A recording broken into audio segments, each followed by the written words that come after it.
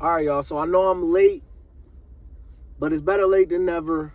Kendrick Lamar, GNX review. Sorry it took me so long, man. I got some real life stuff going on. But like I said, better late than never.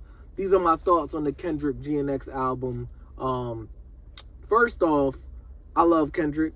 Coming straight out the beef with Drake.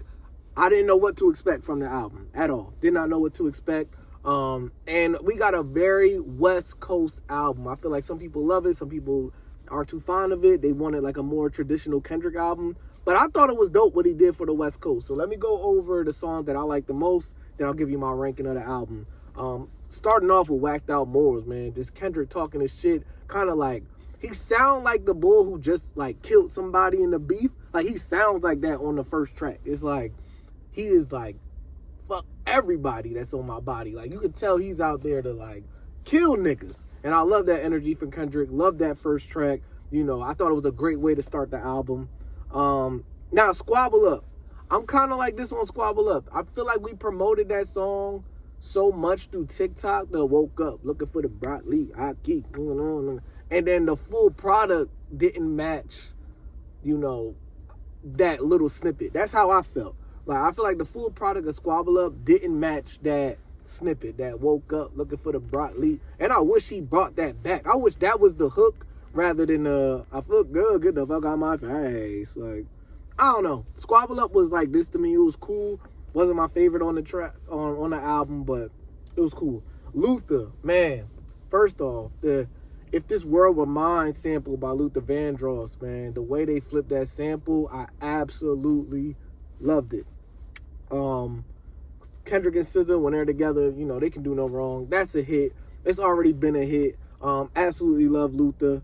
Man at the Garden, the track that it sounds like it's sampling Nas's One Mic.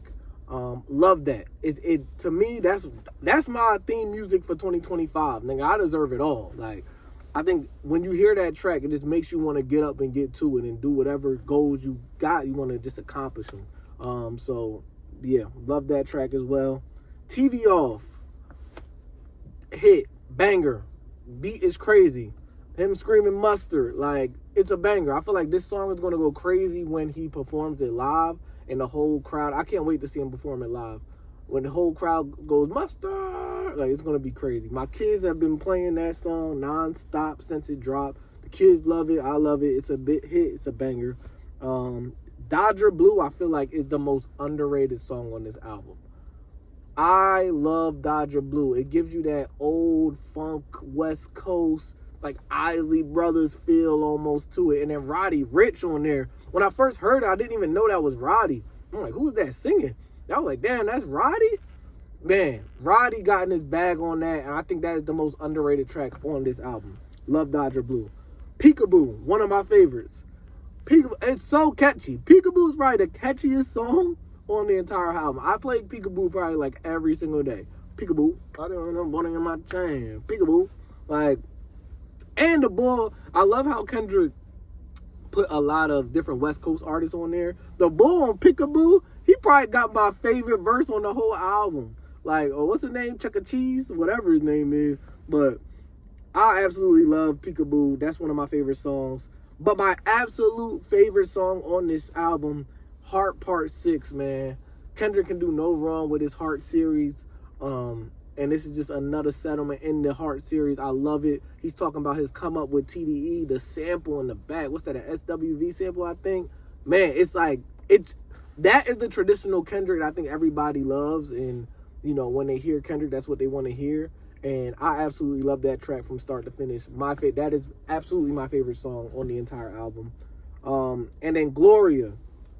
I think the concept of Gloria was genius. So with Gloria, the whole time it sounds like he's talking about a girl and everything. So I'm like, damn, this is dope. He's talking about his wife. Then at the very end of the song, he reveals that he's really talking about his pen and how his pen is, you know, what got him through all those hard times. Like, it sounds like he's talking about a woman, but he's really talking about the pen that he writes with. So I thought that was a dope flip. I thought that concept was dope. Kendrick always comes with the different concepts that puts him on another level. So let me get into the ranking of the album. Lyrics, I give it an 8. It's Kendrick, so Kendrick's gonna have great lyrics. the only reason why I didn't rank it higher because there's a lot of songs where he's kind of just playing around and just having fun on the album. This was a very fun album for Kendrick.